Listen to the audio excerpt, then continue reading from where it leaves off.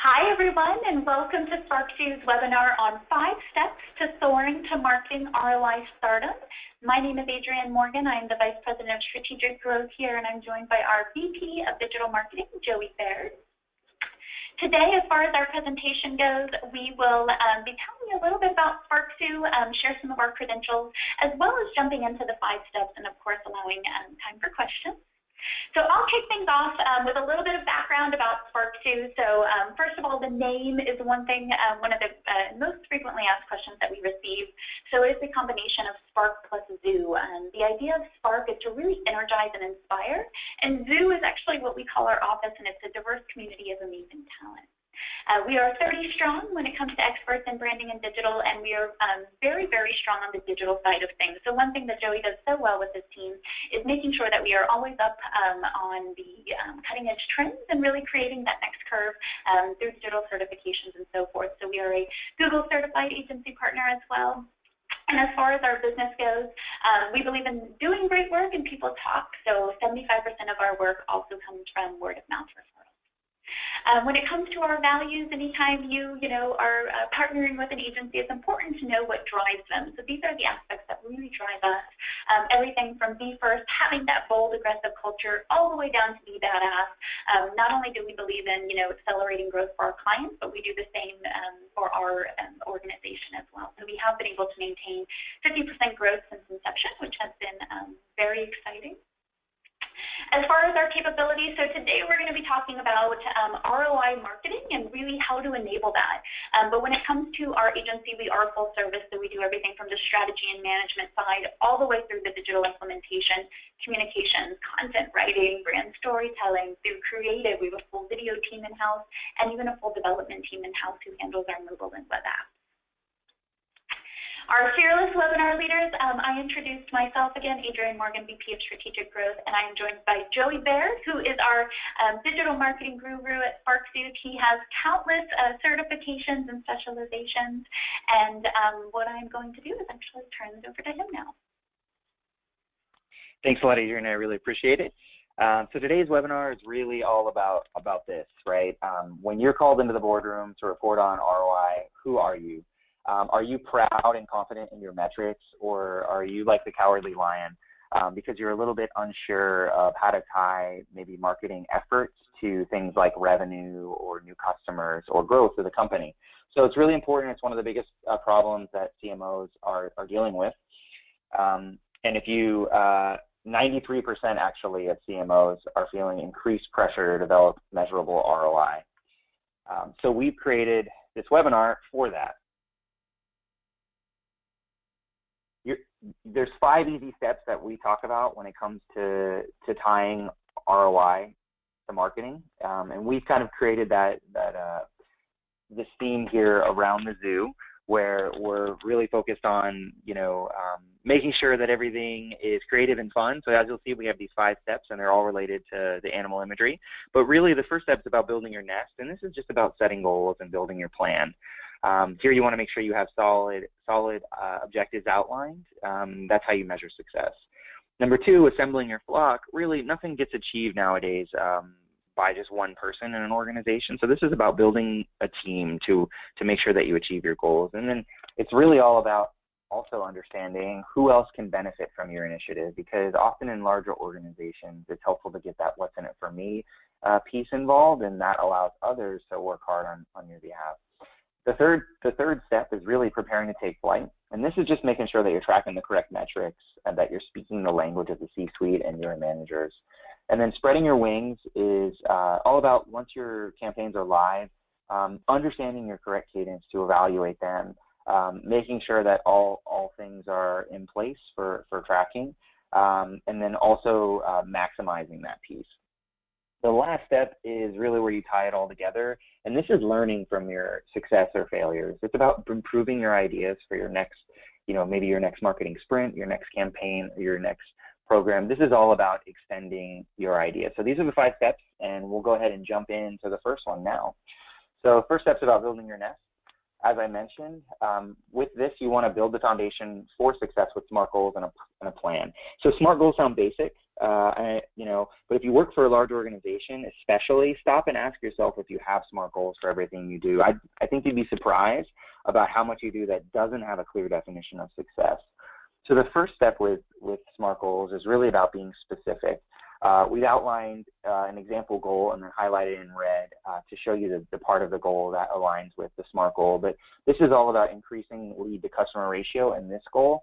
Your goals can include things like upselling customers on new products, generating leads from a new content offer. Whatever it may be, it's got to be specific. And the next step is about being measurable. So measurable is all about having an actual metric. So, often this is the piece that's left out the most because it's really hard sometimes to accurately project what you think your benchmark of success will be.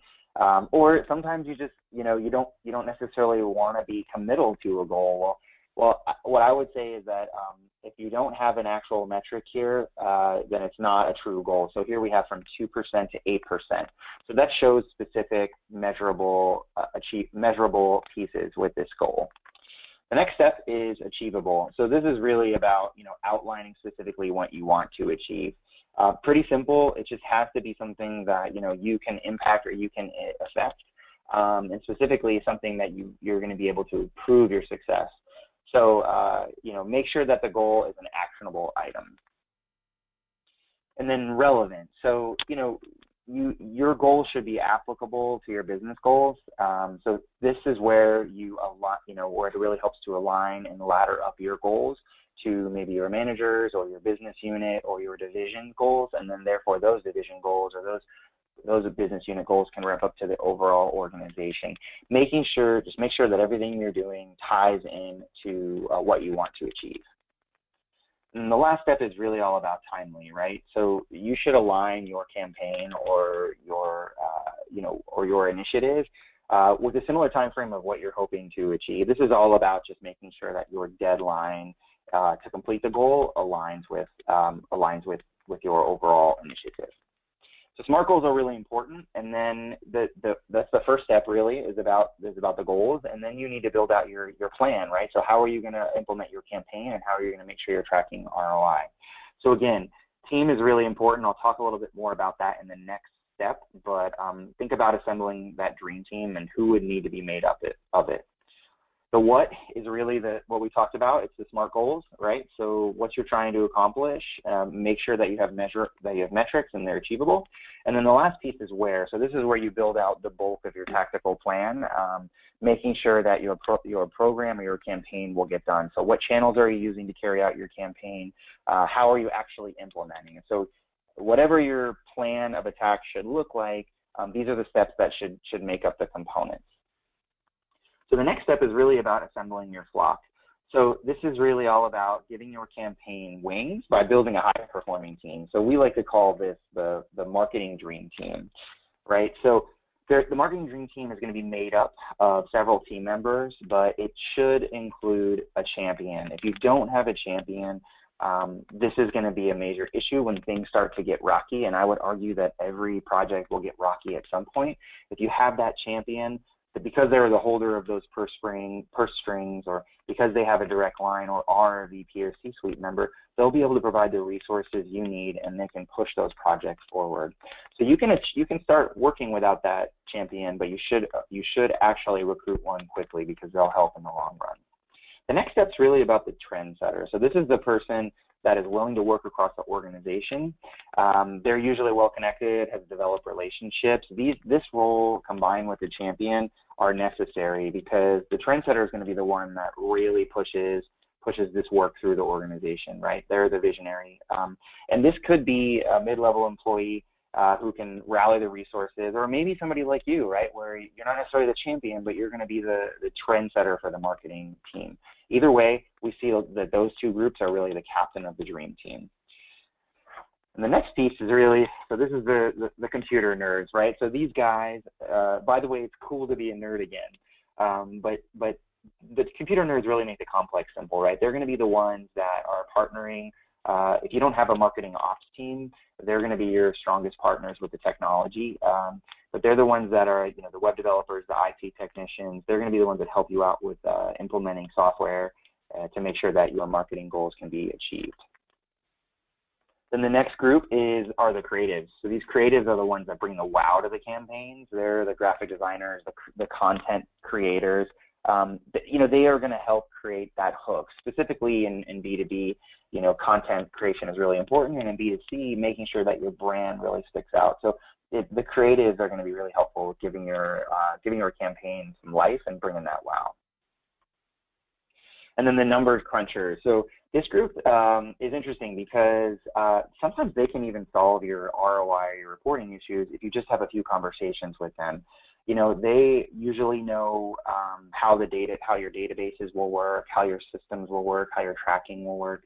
They're the data scientists and the reporting specialists. Make sure that they're aware of what you're trying to do when you first start before you launch, because like I said, sometimes with just some quick conversations, they may be able to help you get visibility into areas of the organization or results that you would never know that would be so easily done.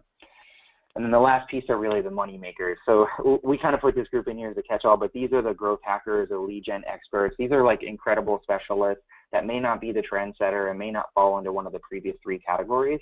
But these are the people that you just have to have on board. So this is really your marketing dream team, right? Make sure that all of these groups have a seat at the table or are aware of what you're trying to do, and it's helpful to even show them the broader picture, maybe even bring them together at the beginning of the project and then at key milestones moving forward. Having all of these groups involved, though, will definitely increase your chances of success. So the third step is really all about preparing to take flight. So here you want to launch your campaigns and shift your focus from campaign metrics to business metrics. So this is really all about ensuring that what you want to track is measured and you're tracking the correct pieces. So here we'll show a little slide about the difference between campaign metrics and business metrics, right? So you may not realize what you're doing, but you want to be able to ensure that you can bucket these 2 groups into two different areas, right? So you've got campaign metrics, which are really all about things that are related specifically or direct outcomes to your marketing initiatives, more your tactical initiatives. And your business metrics are things that are going to influence your larger level business unit, division, company level goals. So take a quick look at these. We've got things on here like increase retention rates, reduce cost per lead, gain more web traffic, reduce bounce rates. Take a look at these really quick. And then on the next slide, I'll show you which ones are which. So as you can see, the campaign metrics are really focused, like I mentioned, on direct results of your tactical initiatives. So increasing click-through rates by 2%. That's typically something that you would work on with display advertising or maybe email marketing. Gain 30 more unique visitors to the website per month. Again, that's all about the direct result of your web experience. And then reducing bounce rates by 10%. Typically, that would be that could be an email metric or a web analytics metric. But the top 2 on the left and the top 1 on the right are really all about impacting the overall business. They're things, increasing your retention rate is going to have a direct effect on revenue. Reducing your CPL by $10 is going to mean that you're more profitable with your marketing initiatives and your return on your marketing investment, and therefore your margins are going to be better. And then lowering your cost of customer acquisition, again, will do the same thing. So a good way to determine what metrics matter is to think about the C-suite, especially the CFO. Would they understand what you're saying, and would they care? So your CFO may not understand what a bounce rate is, but they're going to know what the customer retention rate is because they're modeling that in their spreadsheets. So always think about the metrics that you're displaying and think about, number one, what are they and why do they matter and who will care? So that's a great way to tell the difference between campaign versus business metrics. And the fourth step is all about spreading your wings. So this is about, when you make your campaigns, when you create your campaigns, make them soar with agile marketing and ongoing measurement. So we talked about I just mentioned agile marketing, and again, this is probably something that we could do a whole webinar on. It's something that we've moved towards with our full agency runs on agile. We do week-long sprints. It's really helped us put a focus on results instead of just getting, tasks, getting things done and just tasks. It also allows us to keep at the forefront the ideas of things like efficiency, throughput, and also, as I mentioned, performance. So, we would always recommend using Agile for analysis and optimization because it's a way of thinking, right? You don't have to do it exactly like outlined here with, your sprint, your reviews, and your retrospective, but it's just a framework, and it helps you set up experience and frequent evaluations of campaigns. So the one that's really important here is this last bullet, constantly improve results. And when you're talking about improving marketing ROI, this is what needs to happen. So on the next slide, we'll talk a little bit about measurement timeline. And really, B2Bs typically have longer sales cycles than B2Cs, so you may have to rely on campaign metrics a little bit longer, just because you can't get to business metrics until people start actually buying. And sometimes, that can take anywhere from a few weeks to several months. So first few months, you may be doing preliminary campaign metric reporting, just monitoring tactics, and you can make optimizations there to help improve tactical performance, things like testing subject lines, maybe changing display creative, et cetera. Again, and then months 3 through 4 is where you're really heavily monitoring that campaign performance, and then in the months 5 through 6 here, for example, this is when you would start getting data in about sales and purchases and margins and ROI, and this is where you can adjust spend and then optimize. For B2C, again, sometimes, they have a lot shorter sales cycles than B2B, and sometimes you can even do measurement analysis and change strategy all in a day. Around the holidays, it can even be, sometimes it's almost hourly. So we've got a kind of an additional timeline here where it's got some of the similar steps, but we've backed that up to, maybe only a 3-week cycle. Whatever your cycle may be, you need to be able to understand that, and you need to know what stage of your campaign are you in, and then what are your associated actions with that. So then once everything's live and you're starting to see results and you're making some more tweaks, that's when you want to scavenge for new opportunities. So this is all about, keeping those instincts sharp and learning how to tweak on the fly and then know where to reinvest. So we always recommend the 70-20-10 rule for when we're actually allocating marketing budgets. So we think, 70% of your budget and 50% of your time should be spent on the constants. So these are the things that you do year over year, quarter over quarter, month over month that produce results. If you've got a weekly or monthly email blast with a massive sale that drives in a lot of revenue, keep doing that. You need to spend your time on those issues. If at the beginning of the year or at certain times of the year you create a content piece that's just amazing and always creates demand, maybe it's something like a survey or it's a data sample or maybe it's a trends guide, do that. You need to invest your time into that. The thing in the middle are more the modifiers. So this is where you spend 20% of your budget and about a quarter of your time. So this is all about making modifications to tactics that you feel may work or that will work. So this is really that middle ground, right, where they're not quite like wild ideas, which is the next piece, but they're not constants yet. So they're things that are working, but you want to give them a little bit more time or you need to spend a little bit more effort on them.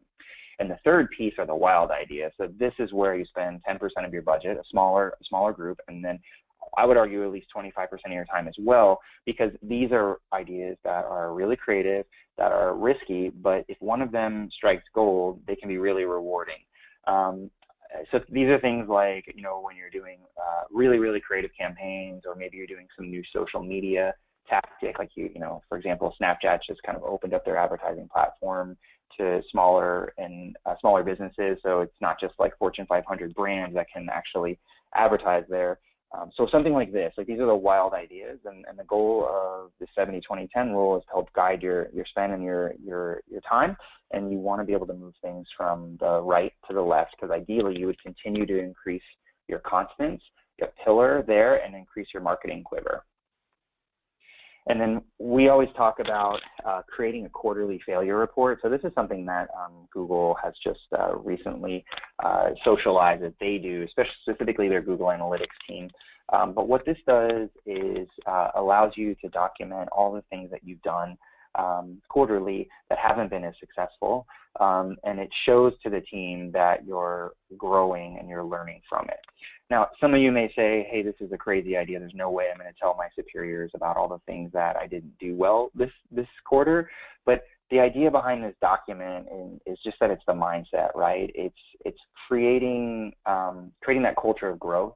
You want clear, repeatable frameworks for testing. So if you can document all of your experiments and all of your marketing initiatives, and may even be turning this into a QBR document, quarterly business report document, where you would have your wins and losses.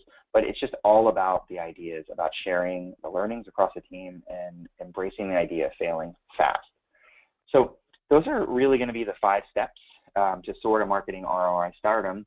And we welcome the ability to connect with us in the future, and I'll let Adrienne explain a little bit more about that.